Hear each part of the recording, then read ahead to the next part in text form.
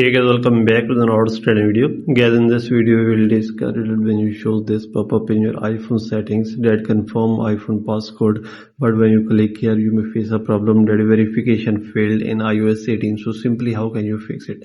So let's check guys, we can fix it very easily. So first of all guys, you make sure that you have an active internet connection. Then you may click here and you may try to confirm your passcode. So now you may check confirm your iPhone passcode.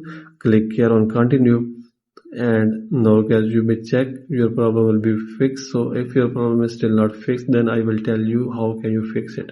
So simply now you may click here on your iPhone passcode. So you may make sure that your internet is working properly. If you have not working or your internet is not working properly, then you may face a problem that your verification failed. So if your problem is still not fixed, so you may check my problem has been fixed. So if you are not fixed, then you may click here on general and you may click here on transfer and reset iPhone. Click here, click on reset and click on reset all settings. Then guys, you may go back and you may check your problem will be fixed. So by all these methods guys, you can fix it very easily. So this is the video guys.